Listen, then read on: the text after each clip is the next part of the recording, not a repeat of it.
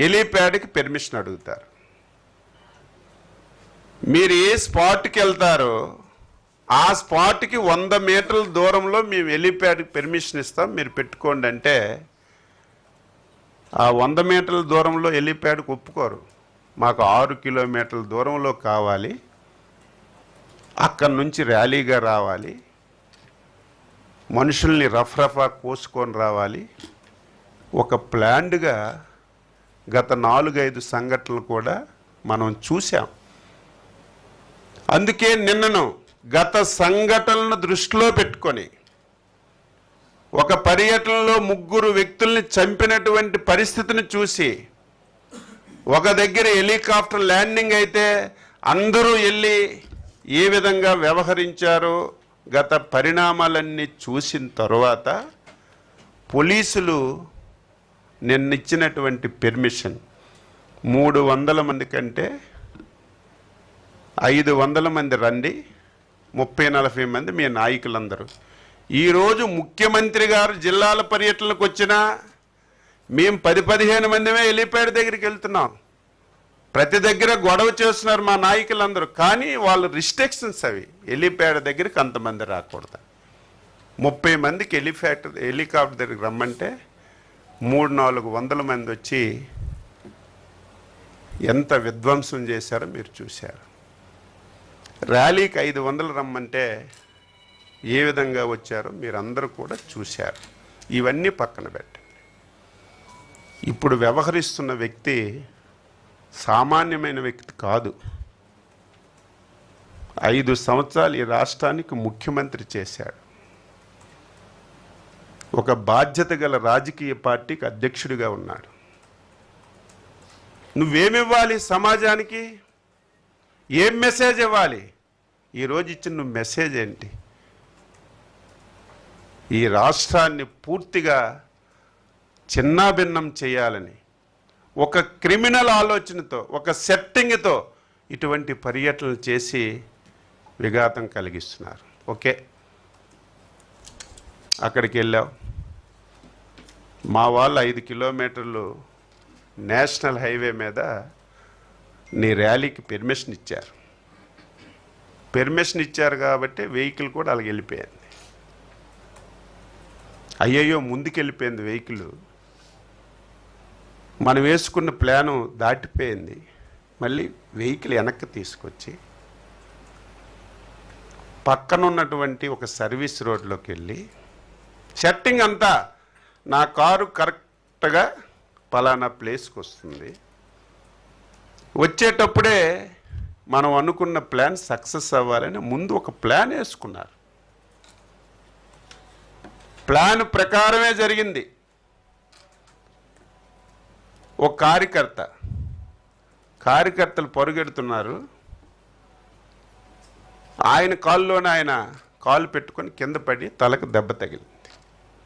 వెంటనే సెకండ్లో పోలీసులు లాఠీ చార్జీ, పోలీసులు సితకబాదీశారని సాక్షి పేపర్లో స్క్రోలింగ్లు, సోషల్ మీడియాలో విపరీతంగా ట్రెండ్ చేశారు.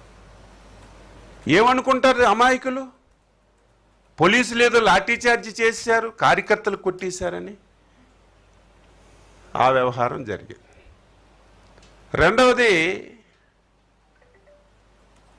విలేకరుకు కొట్టారు. విలేకరులు దేనికి వెళ్తారు? విలేకరుల డ్యూటీ ఏంటి? అక్కడ మంచి జరిగినా చెడ జరిగినా ఏం జరిగినా ఈ సమాజానికి తెలియచేయాలని వెళ్తారు. అందులో ఏబిఎన్ ఫోటోగ్రాఫర్ వెళ్తే ఆయన్ని చితకబాదారు.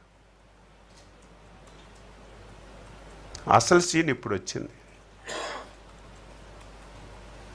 చెప్పాను కదా, ముందు కారు వెళ్ళింది. మేము దొంగలందరూ ఉంటారని ముందు డ్రోన్స్ పెట్టాం, సర్వేలెన్స్ కెమెరాస్ పెట్టాం. ప్రతి ఇంచి మళ్ళీ బోకరించేస్తారు, మళ్ళీ ఎదురుదాడి చేస్తారు. ఏదో మేము తప్పు మాట్లాడడం, ఉన్న వాస్తవాలను. ముందుకెళ్ళిన కారు వెనక్కి రావడం, డైవర్షన్లో పక్కకి వెళ్ళడం. అక్కడ ప్రకాష్ రెడ్డి అని చిత్తూరు జిల్లా వైఎస్ఆర్సిపి సెక్రటరీ ప్రకాష్ రెడ్డి, ఆయనకి 25 ఎకరాలు మ్యాంగో తోట ఉంది. 25 ఎకరాలు మ్యాంగో తోట యజమాని మేము 12 రూపాయలు పెడితే అమ్మేశాడంట. ఒక 4-5 ట్రాక్టర్లే ఆ తోటలో పెట్టుకున్నాడు.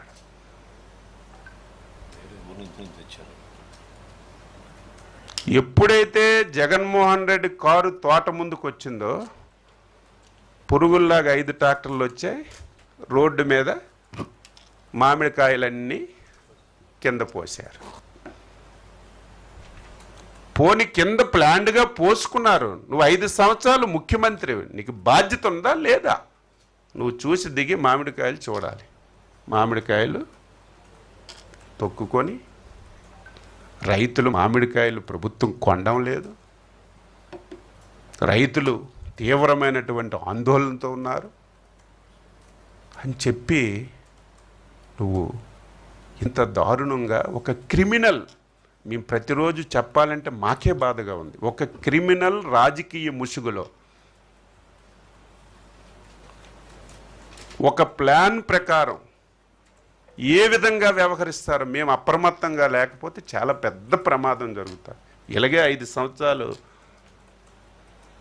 ఇవి చెప్పకపోతే ప్రజలకు తెలియదు. ఎవరివి మామిడి పళ్ళు తెచ్చినవి? ఎవరివి? 5 ట్రాక్టర్లు AP 03AA0218, AP 20U9212, AP 03M018, AP 03S8542, AP 03TB5532. ఈ 5 ట్రాక్టర్లు శేఖర్ రెడ్డి అని చెప్పి తింబోజీపాలెం YPCP సర్పంచ్, ఈ 5 ట్రాక్టర్లు ఈ శేఖర్ రెడ్డి అనే వైసీపీ సర్పంచ్ తీసుకొచ్చి ప్రకాష్ రెడ్డి వైసీపీ సెక్రటరీ తోటలో పెట్టి ఆ వైసీపీ సెక్రటరీ తోటలో 5 లోడ్లు ట్రాక్టర్ మీద ఎక్కించి జగన్మోహన్ రెడ్డి వచ్చినప్పుడు అవి రోడ్డు మీదకి తెచ్చి ఒలిపి రైతులు ఒలిపేస్తున్నారు, కొనడం లేదని ఎంత క్రిమినల్గా వ్యవహరించారో రాష్ట్ర ప్రజలు ఒక్కసారి అర్థం చేసుకోమని చెప్తున్నాను. ఈరోజు జనాలు కూడా, నేను చెప్పవసరం లేదు, వీడియోస్ అన్నీ మా వాళ్ళు చూపిస్తారు. ఇది ప్లాన్డ్గా రైతులు నేను చాలా దగ్గరలు చూశాను. ఈరోజైతే చాలా హ్యాపీగా ఉంది. వాస్తవాలు చెప్పారు. అయిపోని పెళ్ళికి బాధ్యాలు ఎందుకు వగిస్తున్నావు? ప్రభుత్వం కష్టాలున్నాయి లేవని చెప్పడం లేదు. మాట్లాడితే పక్కన కర్ణాటకలో 16.5 కొనేస్తున్నారని, కేంద్ర ప్రభుత్వం కర్ణాటక జీవో ఇచ్చేసింది, ఆంధ్ర సాధించుకోలేదని తప్పుడు సమాచారం. టీవీ ఉంది, పేపర్ ఉంది, సోషల్ మీడియా ఉంది. నేను చాలాసార్లు చెప్పాను.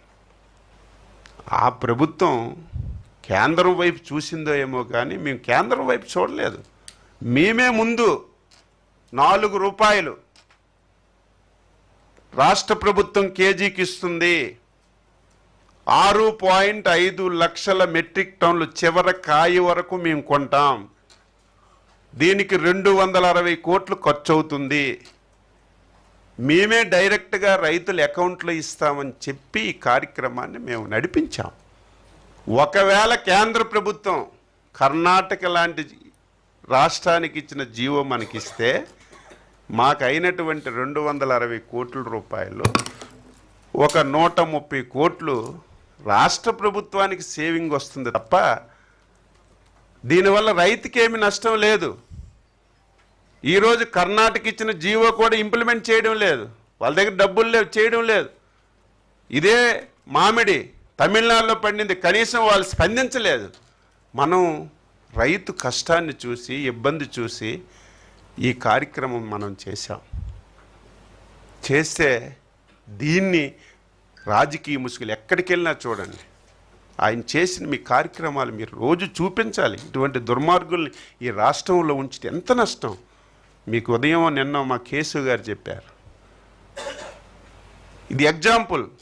తెల్లవారితో అందరూ మాట్లాడతారు. తెలుగుదేశం వచ్చింది, NDA వచ్చింది, 6 మాసాలు, సంవత్సరం అయింది, సూపర్ 6 అమలు చేయలేదని చెప్తారు.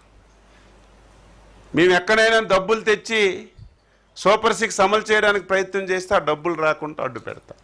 అంటే ఇది ఒక ప్లాన్డ్గా, ఇది కూడా అంతే. మామిడిది కూడా సేమ్, ఏమీ లేని ఇష్యూని కావాలని చేశా. ఒక ఎక్స్ఎమ్మెల్యే అసలు ఏమనాలి? ఎప్పుడైనా ఇటువంటి మాటలు విన్నామా?